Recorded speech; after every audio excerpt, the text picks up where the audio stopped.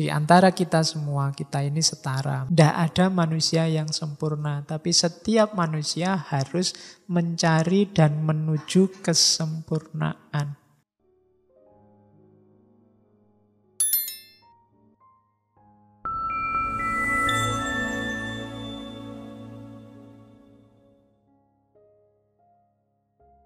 Oke, bismillah.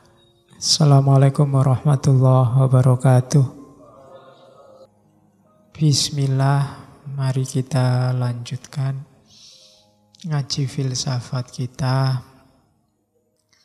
Oke, kalau ini beres, kita akan jadi manusia semacam ini nantinya. Itu kalimatnya dari Ali Syariati. Cuma ini kalau dibaca enak, didengarkan enak. Cuma diwujudkan rodo abot. Iya.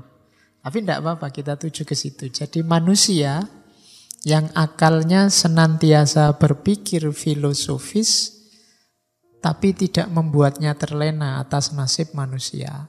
Filsafat, yo filsafat, ning yo aja mangan filsafat terus. Juga butuh makan nasi. Juga butuh peduli lingkungan sekelilingmu yang jangan-jangan tidak bisa makan nasi. Jadi level berpikirnya filosofis, tapi peduli terhadap lingkungan. Keterlibatan politik tidak membuatnya demagog dan riak, tidak membuatnya angkara murka dan pamer. Ilmu tidak membuat keyakinan dan cita-citanya menjadi luntur. Tidak khawatir. Khawatir aku kalau belajar filsafat nanti imanku rontok. Oh, itu berarti khawatir, masih belum tangguh. Orang tangguh itu ya ditambah ilmunya seperti apapun justru imannya semakin kuat. Semakin terbukti bahwa yang dia percaya benar. Saya sering baca di internet itu orang takut berpikir. Khawatir aku kalau dipikir jeru-jeru. Kan gitu. Kalau di Jawa ada istilah kejeron. Alah mikir rasa jeru-jeru, kejeron bahaya. Padahal berpikir itu ya sedalam mungkin. Tidak apa-apa. Kalau kebenaran yang kamu temukan, dia akan memperkuat keimananmu. Jadi orang teomorfik, manusia teomorfik itu justru ilmunya memperkuat keimanannya. Dan keyakinannya tidak menumpulkan akalnya dan mengurangi logikanya. Deduksi logisnya. Jadi meskipun dia beriman, tapi akalnya juga tetap jalan. Itu manusia teomorfis. Terus kesalehan tidak membuatnya menjadi petapa yang tak berdaya. Soleh, alim, bukan berarti terus kamu menjauh dari dunia, mengandalkan sumbangannya orang untuk hidup. Tidak begitu. Nunggu dibelas kasihani orang. Tidak begitu. Jadi kesolehan tidak membuat kita manja. Sudahlah, pasrahkan yang dunia semua pada Allah kita. Tidak begitu. Kesolehan tetap membuat kita aktif, tidak menarik diri dari dunia. Terus aktivitas sosial tidak membuat tangannya ternoda oleh immortalitas. Ini juga kadang-kadang kalau kita sedang beraktivitas sosial, itu tujuan jadi target satu-satunya. Moralitasnya hilang. Loh, yang penting kan keadilan, Pak. Yang penting kan rakyat tertindas, yang penting iya, tapi tidak menghalalkan segala cara. Kalau immoral ya enggak. Misalnya saya memperjuangkan rakyat miskin, ngapusi sidik-sidik rapopo wis. Enggak begitu. Jangan sampai perjuangan yang bersih dikotori oleh hal-hal yang immoral. Jadi iya, aktivitas sosial bagus, tapi jangan dinodai dengan immoralitas. Dan manusia teomorfis adalah manusia jihad dan ijtihad. Manusia yang mau berjuang dan sungguh-sungguh Ijtihad itu ndak iseng, ndak asal gerak. Tapi ada aksi, juga ada refleksi. Yo mikir, yo implementasi. Ndak mikir saja, tapi juga implementasi. Ndak ujuk-ujuk gerak, ujuk-ujuk demo, tapi juga mikir. Ada strategi, ada target, dan macam-macam. Terus manusia teomorfis adalah manusia sair dan pedang. Bisa lembut, bisa keras. Dan juga manusia teomorfis itu manusia yang kesepian, tapi juga dia komitmen. Biasanya orang baik itu temannya sedikit. Jadi kenapa biasanya tidak ikut tren? Dia sendirian. Banyak yang tidak cocok sama dia. Itu manusia kesepian biasanya. Kalau pengen tidak kesepian, ikut arus. Temennya banyak. Tapi kamu tidak punya karakter teomorfis tadi. Kamu jadi kerumunan. Dan jangan salah, di tengah kerumunan orang tidak akan kenal dirimu. Kamu tidak punya identitas.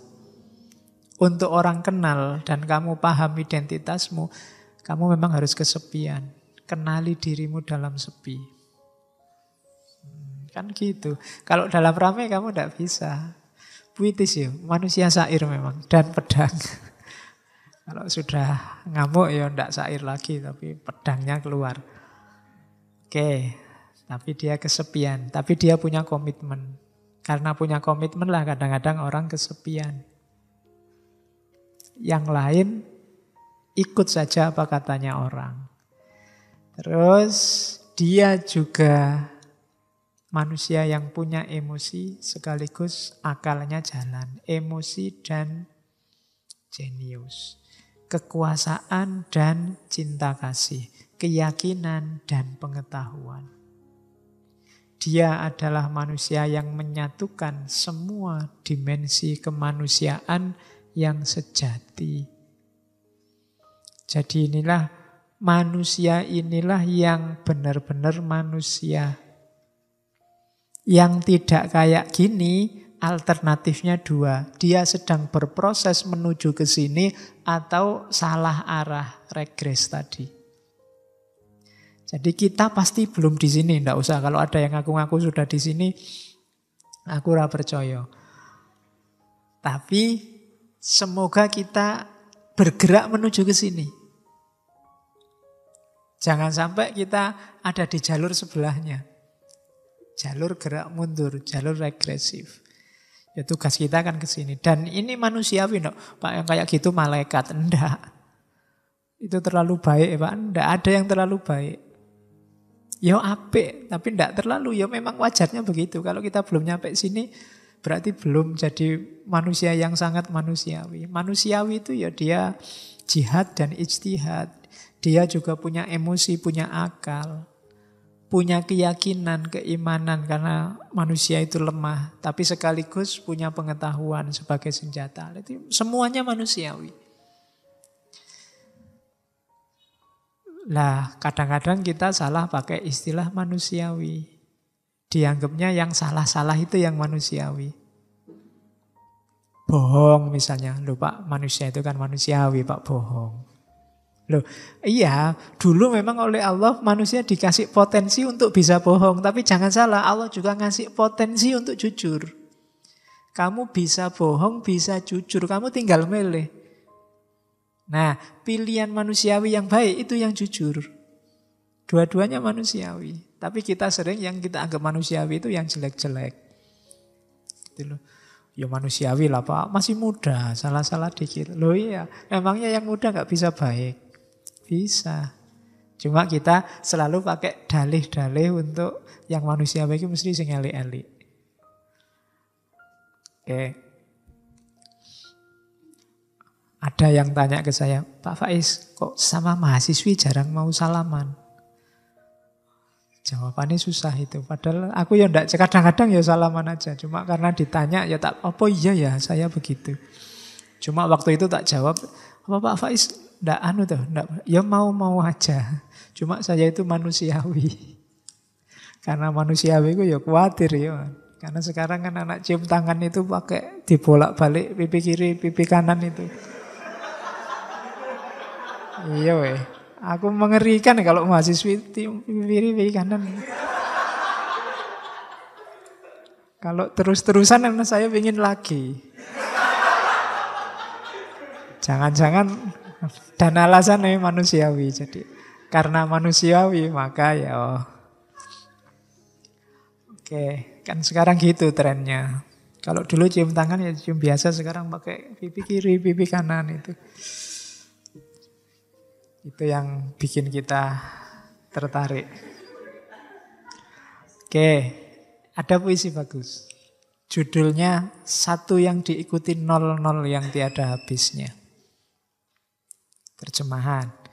Jadilah manusia agung bagai seorang syahid, seorang imam, bangkit, berdiri di antara rubah, serigala, tikus, domba, di antara 00 yang bagai satu.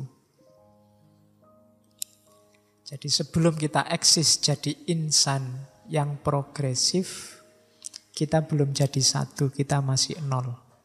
Sama kayak segala hal yang lain yang masih 0, belum satu. Maka jadilah satu, jadilah yang menomorsatukan Tuhan. Ini puisinya Ali Syariati. Jadilah manusia agung bagai seorang syahid, seorang imam, dan seterusnya. Jadi ini kalau kita sukses jadi manusia teomorfis. Kita sudah tidak 0 lagi. Tadi saya bilang di antara kerumunan kita tidak punya identitas, kita kosong. Tapi kalau sudah terbangun jati diri, kita baru satu. Dan yang bisa menyatukan Allah. Oke. Nah, dari situ baru ayo melakukan gerakan sosial. Manusia itu tergantung cara dia memandang realitas, memandang kenyataan. Tadi kan bekalnya pengetahuan. Itu artinya pengetahuanmu nanti jadi kunci caramu membaca dunia. Itulah nanti yang namanya world view. Ulama yang belajarnya fikih terus, ya world view fikih. Melihat apa-apa, dicarikan judgement, dicarikan hukum fikihnya. Ulama yang belajar tasawuf, sufi, ya melihat apa-apa dengan kerangka berpikir tasawuf. Ulama yang belajar filsafat melihat apa-apa dengan kerangka berpikir filsafat. Itulah namanya world view. Manusia teomorfik tadi kan kuncinya ada di pengetahuan. Dan pengetahuan inilah nanti yang jadi cara baca kita. Pendapatmu tentang ngaji ini mungkin macam-macam. Itulah world view-mu. Ada yang suka ngaji itu filsafat-filsafat yang barat-barat. Ada yang Islam-Islam, ada yang tasawuf-tasawuf, ada yang suka Jawa-Jawa. Itu biasanya sesuai world view-nya masing-masing. Cara pandangnya terhadap dunia. Nah, jadi jangan salah, setiap orang punya world view. Nah, manusia yang progresif katanya ahli Syariati, world view-nya harus punya corak religius humanistik. Religius itu vertikal, humanistik itu horizontal. Dia terus berusaha menyempurnakan dirinya ke atas, ilaihi roji'un, mengallah, bahasa Jawa ini, bahasa Indonesianya mengalah. Ya kan? Menuju Allah terus, memurnikan diri sampai Allah, tapi sekaligus menyempurnakan dirinya sebagai manusia yang bertanggung jawab sosial sebagai khalifah. Jadi kita ini menuju kesempurnaan. Tidak ada manusia yang sempurna, tapi setiap manusia harus mencari dan menuju kesempurnaan. Baik kesempurnaan vertikal menuju Allah maupun kesempurnaan horizontal, pemenuhan tanggung jawabnya sebagai khalifah. Pandangan dunia semacam ini namanya pandangan dunia religius humanistik. Beda sama Barat. Kalau orang Barat ngertinya humanisme tok. Tidak ada religiusnya. Karena kebanyakan Barat ateis, sekuler, deistik, dan yang sejenis itu. Tapi kalau Islam kan kita punya gerak tambahan ke atas. Gerak kita tidak cuma gerak horizontal. Maka worldview-nya seorang Muslim itu worldview yang religius humanistik. Oke, terus agak cepat aja biar selesainya lebih cepat. Nah, worldview humanistik itu dasarnya pandangan dunia tauhid. Ini istilah sering kita dengar. Pandangan dunia tauhid itu penjelasannya simpelnya adalah inna lillahi wa inna ilaihi roji'un. Hakikat kita yang sejati itu dari Allah. Dan nanti akan kembali ke sana. Itu pandangan dunia tauhid. Maka semua peristiwa, semua momen dalam hidup kita harus kita maknai inna lillahi wa inna ilaihi roji'un. Kalau tidak membantu kita ilaihi roji'un berarti menjauhkan kita. Itu gerak regresif tadi. Ngaji ini membuat kita innalillahi ndak? Kuliahmu membuatmu innalillahi wa inna ilaihi roji'un ndak? Semuanya harus mendukung gerakan ilaihi roji'un. Melihat apapun harus dibaca, ini mendukung untuk ilaihi roji'un apa ndak? Melakukan apapun harus dimaknai, ini membuat kita ilaihi roji'un apa ndak? Pandangan semacam ini namanya pandangan dunia tauhid. Inilah yang disebut tauhid. Tidak cuma syahadat. Manifestasi lisannya memang syahadat. Tapi implementasinya bil jawarih itu melakukan segala sesuatu dalam rangka kembali pada Allah. Jadi apapun yang kita lakukan, ayo dinilai. Ini membuat kita semakin dekat ilaihi, itu kan menuju Allah. Berarti parameternya apa? Semakin dekat sama Allah. Kalau yang kita lakukan membuat kita tambah dekat sama Allah, berarti kita sudah on the right track. Nah, ini pandangan dunia tauhid namanya. Ya apapun aktivitasmu, mulai bangun tidur sampai tidur lagi, berarti aktivitasmu cuma tidur. Kan bangun tidur, tidur lagi. Tiap hari. Tapi tidurmu itu bisa ilaihi roji'un, bisa menuju lumpur. Tergantung. Kamu memaknainya. Kayak ngaji ini, jangan salah, jangan dianggap ngaji ini memang baik. Tapi begitu niatmu keliru, dia jadi kendaraanmu menjauh dari Allah. Harusnya dia kendaraan mendekat ke Allah. Tapi begitu kamu salah niat, salah tujuan, salah setting, ya dia justru jadi kendaraan untuk menjauh dari Allah. Misalnya bikin kamu gaya, bikin kamu merasa pinter. Saya sudah katam filsafat apa saja, Barat, Timur, Islam, Jawa, tanya, sapal aku misalnya. Loh itu dia malah jadi kendaraanmu jauh dari Allah. Padahal harusnya tidak begitu. Ngerti ilmu banyak, itu harusnya semakin kamu dekat sama Allah. Tapi kok malah bikin kamu merasa besar, merasa penting, merasa dicari banyak orang, dia akhirnya malah jadi kendaraanmu untuk semakin jauh dari Allah. Nikah itu harusnya bikin kamu dekat sama Allah, tapi begitu salah setting, salah niat, salah ngaturnya, dia bisa justru membuat kamu jauh dari Allah. Jomblo juga begitu. Loh iya. Kamu ndak laku itu, ya bahasa kasare kan gitu, cuma dihaluskan jadi jomblo. Ndak lakumu itu bisa loh jadi kendaraan semakin dekat. Alhamdulillah ya Allah, saya ndak disibukkan dengan lawan jenis, jadi saya bisa. Loh, kan ada contohnya, Robiah Adawiyah itu jomblo sampai tua. Tapi kan bikin dia semakin dekat sama Allah. Tapi ya bisa juga kamu salah memposisikannya sehingga bikin dia kendaraanmu untuk jauh sama Allah. Bikin kamu sumpek, stres, males-malesan, gak bisa ngapa-ngapain. Nah, itu kendaraan menjauh dari Allah. Bikin kamu cari pelampiasan yang aneh-aneh, download film lah, lihat inilah, lihat itulah, ya wes. Dia kesendirianmu jadi kendaraanmu menjauh dari Allah. Padahal harusnya dia bisa semakin mendekatkanmu ke Allah.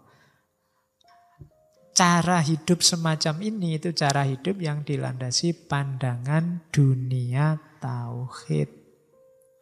Inilah yang dimaksud Allah nomor satu. Jadi tauhid itu bukan menomorsatukan Allah. Dalam arti Allah kamu posisikan sebagai nomor satu. Enggak.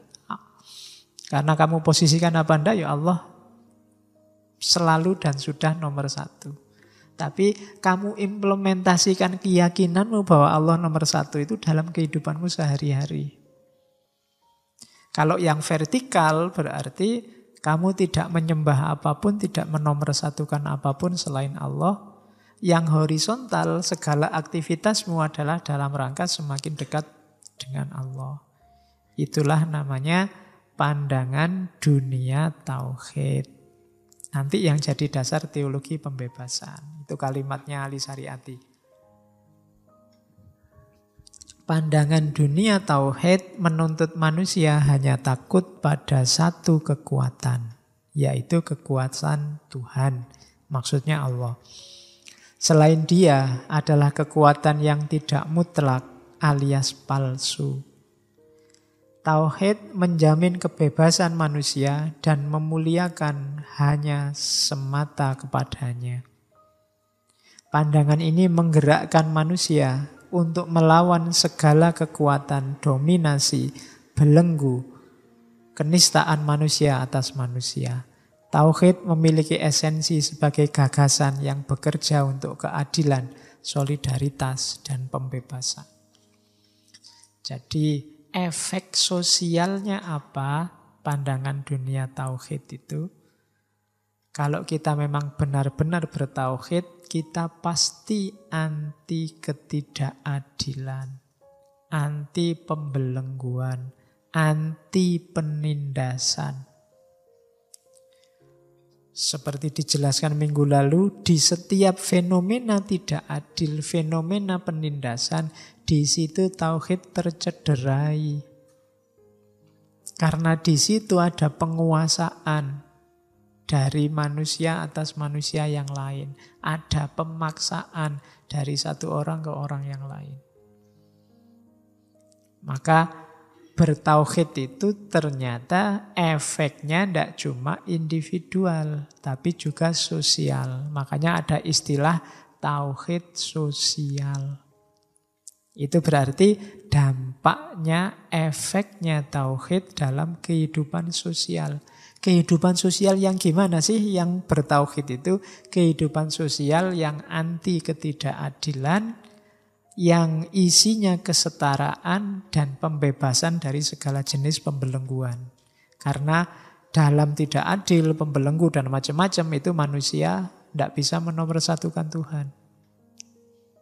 Karena dia dipaksa, dihegemoni, didominasi oleh orang lain. Allahnya tidak bisa nomor satu akhirnya. Nah itu efek sosialnya tauhid. Puisinya bagus dari Ali Syariati untuk menjelaskan dimensi sosial dan dimensi vertikalnya tauhid. Bagi dia, sehubungan dengan Allah, tauhid berarti keesaan, oneness. Bagi kita, tauhid adalah kesatuan. Maksudnya hanya Allah satu-satunya yang di atas kita. Selain Allah semuanya setara. Kepadanya tauhid berarti penghambaan. Kepada kita tauhid berarti pembebasan. Kalau kita berhubungan dengan Allah, kepada Allah, tauhid ini kan kita pasrahkan seluruh hidup kita pada Allah. Tapi dalam hidup kita sendiri, untuk mewujudkan seluruh hidup kita, satu-satunya hanya Allah apa? Jalannya satu, pembebasan. Bebaskan dirimu dari semua keterikatan, dari semua keterkungkungan, baru kamu ketemu menomorsatukan Allah. Kalau masih ada selain Allah yang kamu nomorsatukan, berarti ada yang mengikatmu selain Allah. Ada yang mengungkungmu selain Allah. Apakah itu nilai, apakah itu dosen, apakah itu rektor mungkin, atau temanmu sendiri, atau pacarmu kalau yang punya. Atau ini kan belenggu-belenggu dalam hidupmu yang harus kamu bebaskan. Termasuk level sosial masyarakat yang terbelenggu. Masyarakat kita itu sebenarnya belenggunya banyak, cuma kita tidak sadar. Kita dihegemoni, didominasi habis-habisan. Dan kita tidak bisa bergerak, tidak bisa membebaskan diri. Nah itu juga harus jadi lahan jihad dan ijtihad kita. Karena kalau tidak begitu, kita tidak bisa tauhid sepenuhnya. Untuk dia tauhid adalah pemujaan tanpa syarat. Untuk kita tauhid adalah persamaan tanpa kelas. Jadi pada Allah beribadah la syarika lahu. Tidak ada syarat, tidak ada sekutu. Dan di antara kita semua, kita ini setara. Maka bebaskan dirimu dari semua yang membelenggu tadi. Membebaskan diri bukan berarti terus dibuang ya. Wah berarti pacar mengganggu Pak, tak buang. Hati-hati. Uang membelenggu tak buang. Atau jangan-jangan istri membelenggu, buang. Tidak begitu. Tapi jangan membelenggumu itu aja. Untuk menomorsatukan Allah. Ajak kerjasama. Jadi kalau dibikin diagram, diagramnya segitiga. Kita sama yang lain sejajar. Dan bareng-bareng menomorsatukan Allah. Jadi tidak saling mendominasi, tidak saling menghegemoni, apalagi menzolimi.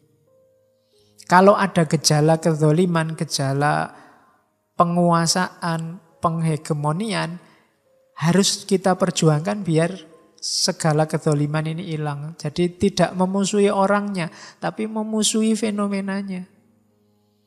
Kalau sudah beres, semua sadar setara, kecuali yang tidak mau disadarkan, barulah kita bareng-bareng menomorsatukan Allah. Rumusnya begitu.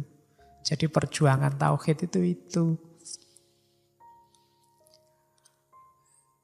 Untuk Allah pemujaan tanpa syarat, untuk kita persamaan tanpa kelas. Baru tauhidnya setara. Nah, untuk merealisasikan semua yang di atas tadi, kita butuh yang namanya ideologi. Mungkin kemarin bisa ditengok lagi ngaji sesi Louis Althusser.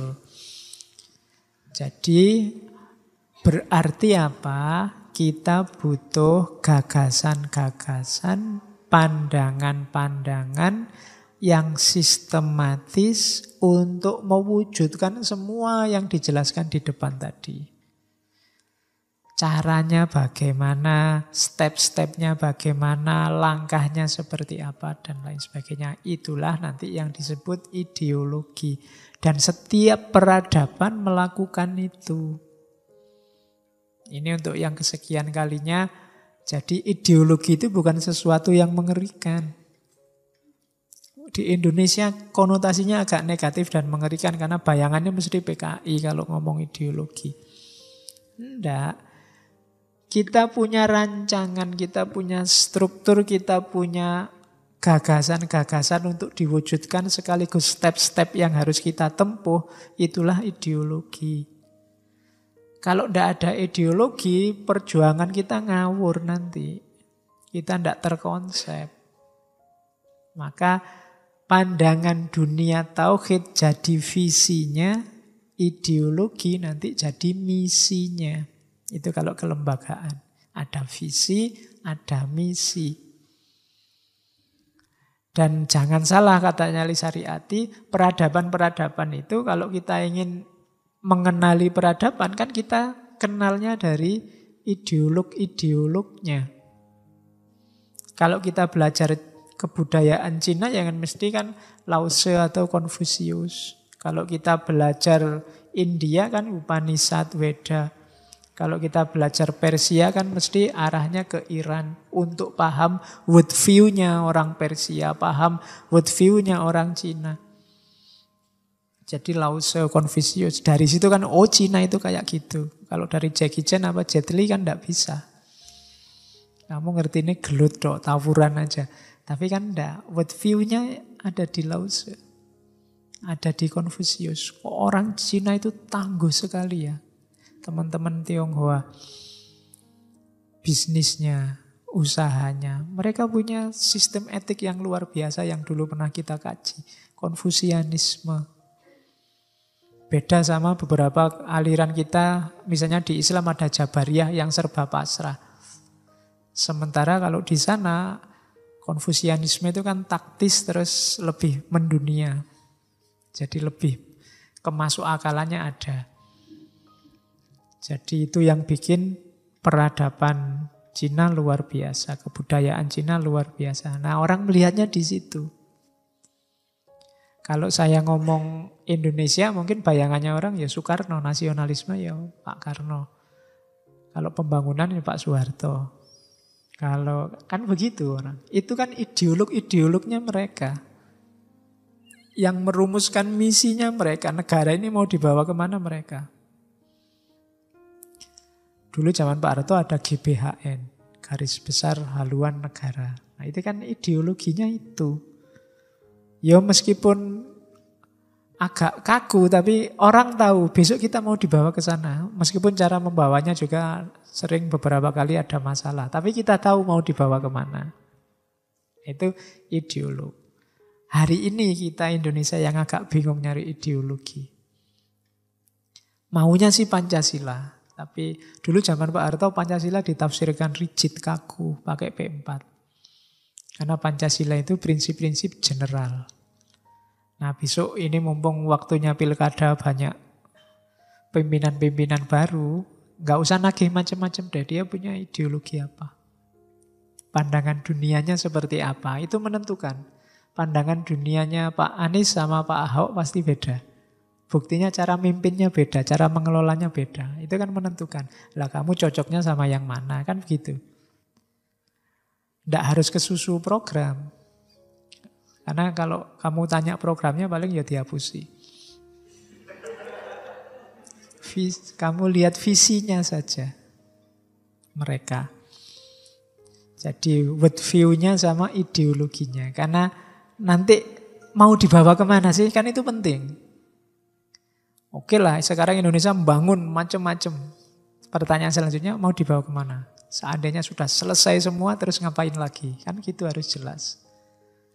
Pada akhirnya sekian ratus tahun lagi kita maunya jadi apa? Nah, itu harus jelas. Itu ideologi namanya. Kalau yang besar-besar susah, yang kecil-kecil harus punya. Ngaji ini meskipun saya nggak matok apa-apa, untuk dirimu sendiri harus kamu patok. Saya tidak selamanya di Jogja Pak. Mumpung saya di Jogja, ngaji ini mau saya manfaatkan untuk A, B, C, D. Kamu atur sendiri. Kamu rancang sendiri untuk dirimu. Nah, itu namanya ideologi. Saya Pak kuliah tak target sampai umur lama-lamanya 25 lah Pak. Kalau tidak lulus-lulus berarti saya tidak bakat kuliah. Saya rancangannya terus dagang. Setelah itu, nah itu namanya punya visi. Tidak, alah Pak lulus ya lulus, kalau enggak ya disabar-sabari aja di jalanan. Enggak begitu. Yo ideologi, pandangan dunia, world view kayak tadi loh.